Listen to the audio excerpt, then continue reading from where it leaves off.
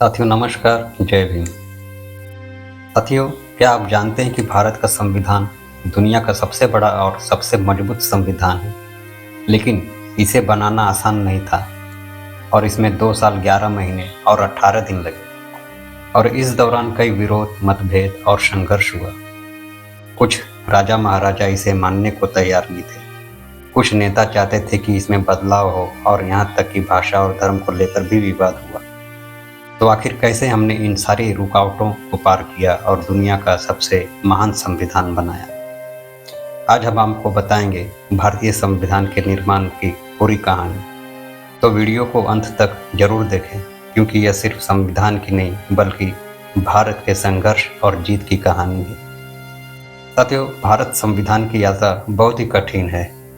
साथियों, है इसलिए कि अभी भी कहीं न कहीं से आवाज़ उठती रहती है, संविधान को बदलना चाहिए। साथियों, 26 जनवरी 1950 एक ऐतिहासिक दिन, भारत एक स्वतंत्र गणराज्य बना। लेकिन क्या आपने कभी सोचा है कि इस दिन तक पहुंचने की यात्रा कितनी कठिन थी? यह कहानी सिर्फ एक संविधान बनाने की नहीं है, बल्कि संघर्ष, मतभेद, विरोध और एकता की भी है। आज हम उसी सफर की गहरी झलक देखेंगे। भारतीय संविधान के निर्माण की पूरी कहानी। भारत ने आज़ादी की लड़ाई दशकों तक लड़ी। 1857 के विरोध से लेकर महात्मा गांधी के नेतृत्व में हुए आंदोलनों तक, हर संघर्ष हमें ब्रिटिश शासन से मुक्त कराने के लिए था। लेकिन आज़ादी के साथ ही एक सवाल सामने आया, अब आगे क्या? ब्रिटिश राज खत्म होने के बाद हमें अपने देश को कानून और नीतियों के आधार पर चलाने की ज़रूरत थी। हमें एक ऐसा संविधान चाहिए था जो हर नागरिक को समान अधिकार दे, एकता बनाए रखे और लोकतंत्र को मजबूत करे। साल 1946 में कैबिनेट मिशन प्लान के तहत संविधान सभा का गठन किया गया। यह संविधान बनाने के लिए बनाई गई एक समिति थी। इसमें 379 सदस्य थे जो देश के विभिन्न हिस्सों से चुने गए थे। लेकिन यह सफर आसान नहीं था। शुरुआत से ही कई अड़चनें थी। देश का विभाजन, सांप्रदायिक दंगे, राजा महाराजाओं का विरोध, भाषा विवाद, सामाजिक असमानता और कई राजनीतिक मतभेद। जब संविधान निर्माण शुरू हुआ तब भारत को एक बहुत बड़ा झटका लगा। देश का विभाजन। 14 अगस्त 1947 को पाकिस्तान बना और 15 अगस्त को भारत आज़ाद हुआ। लेकिन इसके साथ ही संविधान सभा से मुस्लिम लीग के कई नेता बाहर हो गए। पाकिस्तान में संविधान बनाने के लिए एक अलग संविधान सभा बनाई गई। इससे भारतीय संविधान सभा में मुस्लिम समुदाय का प्रतिनिधित्व कम हो गया। लेकिन जो मुस्लिम नेता भारत में थे, वे चाहते थे कि नया संविधान हर धर्म, हर समुदाय को बराबरी का हक दे।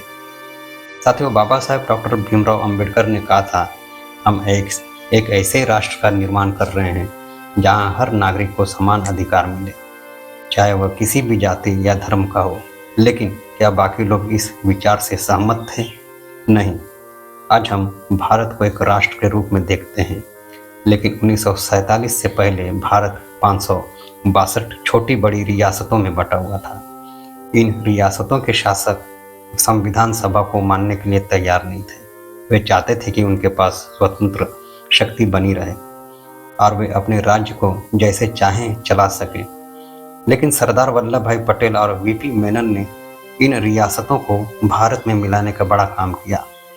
जूनागढ़, हैदराबाद और कश्मीर जैसी रियासतें भारत में शामिल होने को तैयार नहीं थीं।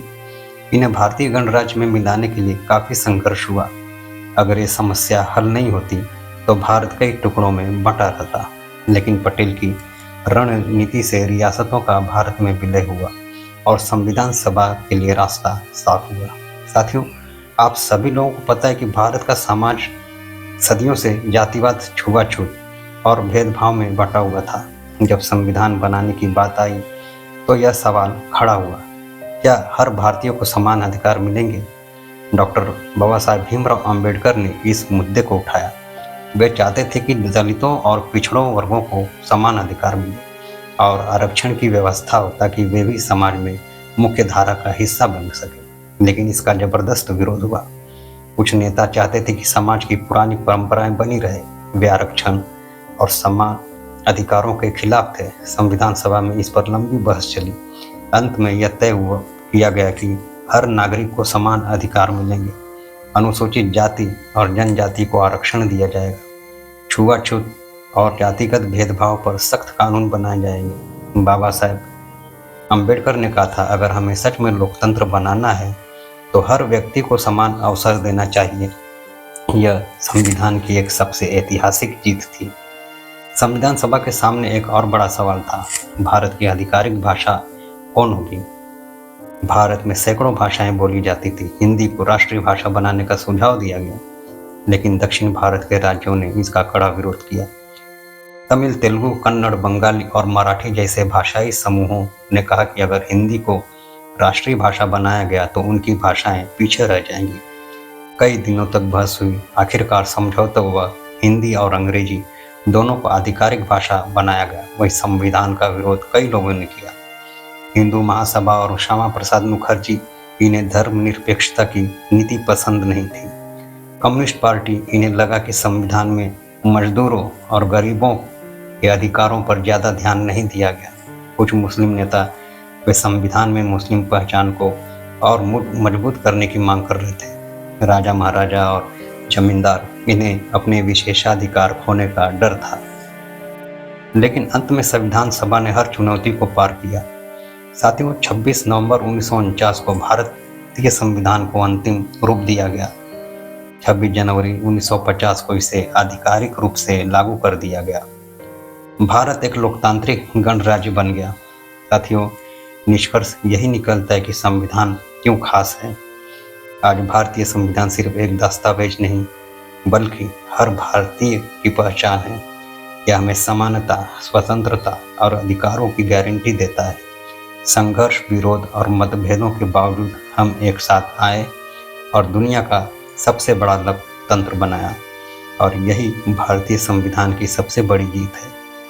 साथियों, वीडियो पसंद आए तो लाइक करें, शेयर करें और हमारे चैनल को सब्सक्राइब करें। अपने विचार हमें कमेंट में बताइए कि आज भी संविधान में बदलाव की ज़रूरत है। जय भीम, नमो बुद्धाय, जय भारत।